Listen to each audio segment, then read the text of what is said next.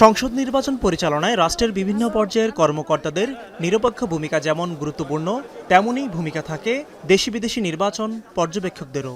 তবে বিগত 3টি সংসদ নির্বাচনে এই দুই পক্ষের বিরুদ্ধে রয়েছে পক্ষপাতিত্বের নানা প্রমাণ। আগামী জাতীয় সংসদ নির্বাচনে তেমনটা চান না প্রধান নির্বাচন কমিশনার।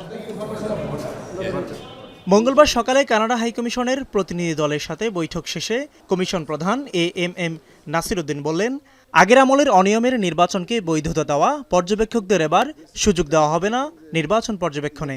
পর্যবেক্ষকদের ট্রেনিং নিয়ে কথা বলেছে, কারণ আমাদের যারা লোকাল পিপল যারা পর্যবেক্ষক হিসেবে কাজ করবে তাদেরকে ট্রেনিং দেওয়ার বিষয়টি আমরা জানিয়েছি। টোটালি ওনাদের express their desire to support us.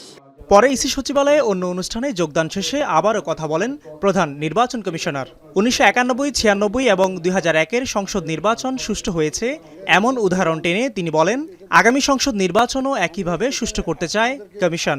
আর এজন্য সরকারি কর্মকর্তা এবং সংশ্লিষ্টদের সহযোগিতা চান তিনি। আমাদেরকে পারতেই হবে।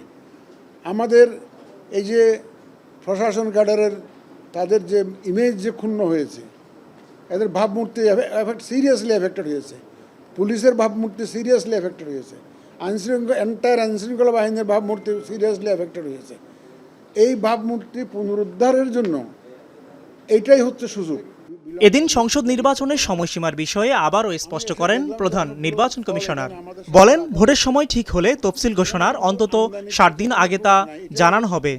ইলেকশনের তারিখ তো আমিও জানি না, আপনাদেরকে জানাবো 2 মাস আগে জানাবো। তো 2 মাস আগে একদম পুরো ডিটেলস জানিয়ে দেবো, কোন দিন ভোট হবে, কোন দিন নমিনেশন হবে। ধৈর্য ধরতে হবে, প্লিজ ওয়েট অ্যান্ড সি। অবাধ, সুষ্ঠু ও নিরপেক্ষ নির্বাচন আয়োজনে জনগণের কাছে সঠিক সংবাদ প্রচারের আহ্বান জানান প্রধান নির্বাচন কমিশনার।